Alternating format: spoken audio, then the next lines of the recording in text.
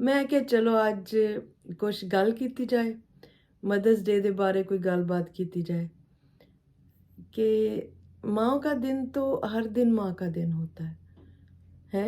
कौन सा दिन है जो है माँ के बिन? हर दिन माँ का दिन होता है। ਲੇਕਿਨ ਜਿਹੜੇ ਇਹੋ ਜਿਹੇ ਕੋਈ ਦਿਨ ਸਪੈਸ਼ਲ ਦਿਨ ਆ ਜਾਂਦੇ ਨੇ ਨਾ, ਸਾਡੇ ਤਿਉਹਾਰ ਨਾ ਹੁੰਦਿਆਂ ਹੋਇਆਂ ਵੀ सबको अपनी माँओं के साथ बैठे देखना, सबको अपनी माँओं के पास जाते देखना, वीडियोस देखना इस तरह की ਤੁਹਾਨੂੰ ਆਪਣੇ ਰਿਸ਼ਤਿਆਂ ਦੀ ਕਮੀ ਦਾ ਬਹੁਤ ਅਹਿਸਾਸ ਦਿਲਾਉਂਦਾ ਆਪਣੀ ਜ਼ਿੰਦਗੀ 'ਚ। और मैंने सोचा कि कभी वो दिन थे कि सुबह उठ के अम्मी ਨੂੰ ਫੋਨ ਕਰੀਦਾ ਸੀ ਤੇ ਉਹਨਾਂ ਨੂੰ ਕਹਿਣਾ ਹੈਪੀ ਮਦਰਸ ਡੇ ਅੰਮੀ ਹੈ ਤੇ ਅੰਮੀ ਨੇ ਇੰਨਾ ਖੁਸ਼ ਹੋਣਾ। ਮਾਵਾਂ ਨੂੰ ਬੜਾ ਚੰਗਾ ਲੱਗਦਾ ਹੈ, ਸਾਡੀਆਂ ਦੇਸੀ ਮਾਵਾਂ ਜੇ ਬੱਚੇ ਉਹਨਾਂ ਨੂੰ ਕਿਸੇ ਇੰਗਲਿਸ਼ ਤਿਉਹਾਰ ਦੇ ਬਾਰੇ 'ਚ ਉਹਨਾਂ ਨੂੰ ਕਹਿਣ ਨਾ ਤੇ ਮਾਵਾਂ ਬੜਾ ਖੁਸ਼ ਹੁੰਦੀਆਂ ਨੇ, ਬੜਾ ਉਹਨਾਂ ਨੂੰ ਲੱਗਦਾ ਕਿ ਅੱਛਾ ਸਾਨੂੰ ਵੀ ਤੁਸੀਂ ਇੰਜ ਕਹਿੰਦੇ ਪਏ ਹੋ। और बात इसमें वो त्यौहार मनाने की भी नहीं होती, वो थोड़ा सा प्यार है जो आप उस दिन पे उनके साथ शो कर देते हैं उनको, उन्हों का वो दिन थोड़ा स्पैशल हो जाता है। तो बस मैं क्या चलो आज इस हवाले नाल ही तुहाडे नाल गल कीती जाए। मैं इंग्लैंड में शादी होके आई 1995 में, और मेरी अम्मी मुझे इतने बड़े बड़े ख़त लिखा करती थी। ख़तां दे विच उन्होंने वो सारा जिक्र करना, मेरे छोटे बहन भाइयों से भी ख़त लिखवाने, वो लेटर मुझे भिजवाने इधर लिख के।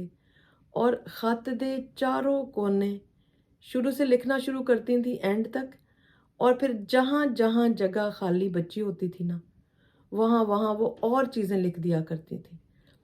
पेपर मुक जाता सी, उन्हां दियां गल्लां नहीं सन मुकदियां। और बड़े प्यार से और बड़ी हमेशा इनकरेज करना कि कोई नहीं बेटा, गुजारा करते हैं, रहते हैं, बर्दाश्त करते हैं कि ये घर नया है, लोग नए हैं, जगह नहीं है। कि कभी उन्होंने इस तरह किया नहीं था कि वो मेरे दिमाग में कोई नेगेटिव बात डालती जिसकी वजह से मेरा यहाँ रहना मुश्किल हो जाता। और ये माँ की पॉजिटिविटी, माँ का रिश्तों से प्यार, माँ का बड़ों का एहतराम, माँ का दरगुजर करना, माँ का ਜਿਹੜਾ ਇਹਨਾਂ ਗੱਲਾਂ ਨੂੰ ਫਰਗੇਟ ਕਰਕੇ ਅੱਗੋਂ ਮੂਵ ਹੋਣ ਦਾ ਕਹਿਣਾ, ਇਹਨਾਂ ਚੀਜ਼ਾਂ ਨੇ ਮੇਰੀ ਜ਼ਿੰਦਗੀ 'ਚ ਬਹੁਤ ਆਸਾਨੀਆਂ ਪੈਦਾ ਕੀਤੀਆਂ। ਮੇਰੀ ਜ਼ਿੰਦਗੀ 'ਚ ਕਿ ਮੇਰੀ ਜ਼ਿੰਦਗੀ 'ਚ ਮੇਰੀ ਆਪਣੀ ਵਜ੍ਹਾ ਤੋਂ ਪ੍ਰੋਬਲਮਾਂ ਬਹੁਤ ਘੱਟ ਨੇ, ਮੇਰੀ ਇਸ ਆਦਤ ਦੀ ਵਜ੍ਹਾ ਤੋਂ कि ना तो बिला वजह किसी के मसले च घुसना है, ना बिला वजह किसी को फ़ोन करके परेशान करना है, ना ही गिले या शिकवे करने हैं। गिले शिकवे जो है ना, ये आपको लोगों के दिलों से दूर कर देते हैं।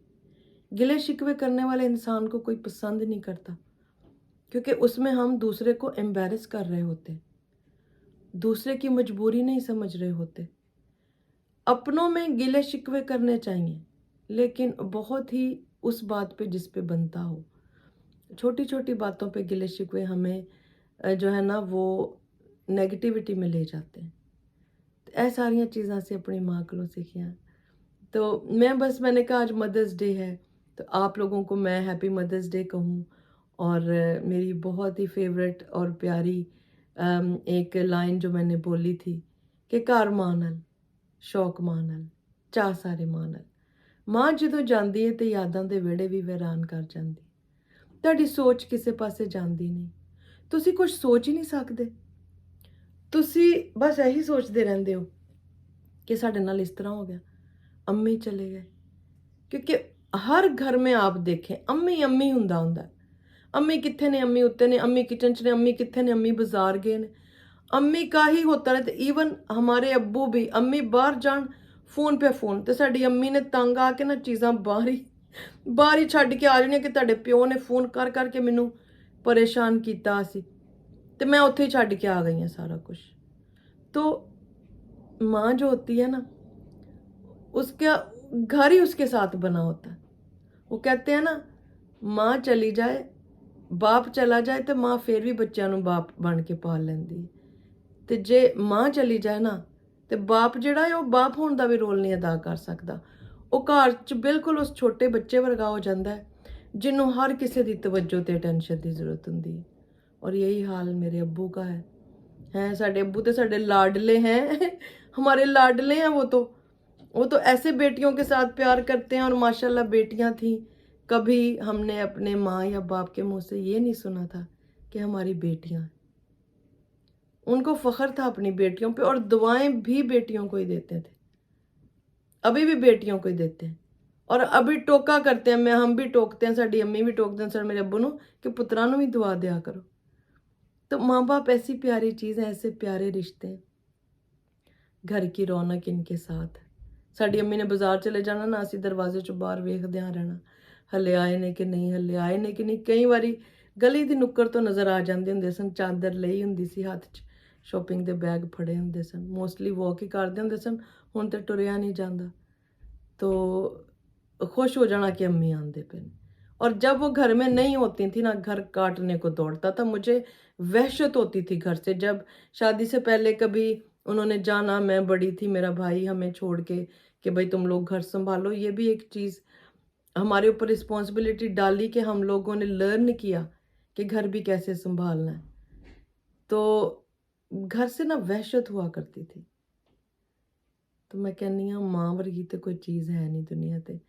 تو میں دیکھتی ہوں اگر مجھے کوئی خط ملتا ہے، جڑے خط میں نے میری امی لکھ دیں سن، آپ کو وہ سناتی ہوں آج مدرس ڈے پہ۔ یہ ہے میری ڈائری، بہت پرانی ڈائری، یہ دیکھیں اس میں ایسے ایسے چیزیں میں نے لکھی، یہ دیکھیں خط پڑھے ہیں نا، اس میں ایسے چیزیں پڑھی ہوتی تھیں، اور ڈائری بھی میں لکھا کرتی تھی، ڈائری بھی لکھا کرتی تھی۔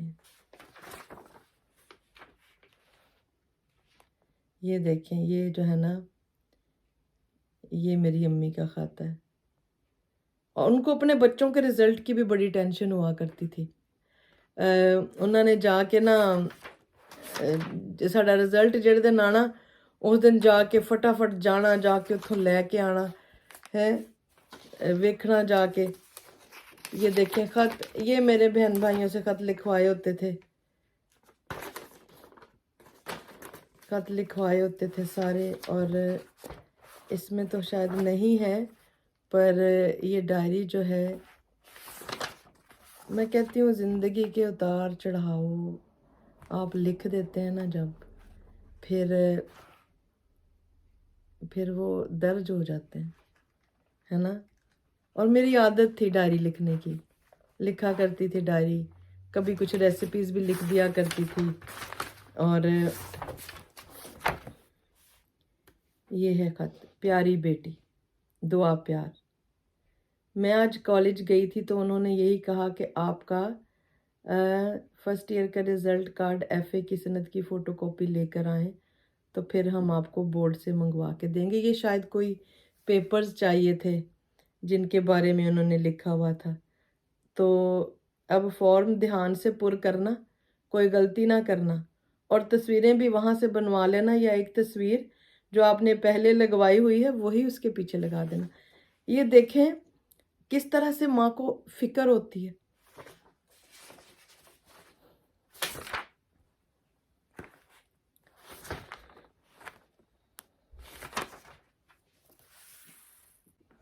چلیں جی، یہ تو ایموشنل ہو گئی چیز تو میں اس کو بند ہی کر دوں تو اچھا ہے، یہ بڑا ایموشنل ٹاپک ہے، ماں کے ٹاپک پہ بات کرنی مشکل ہو جاتی ہے تھوڑی۔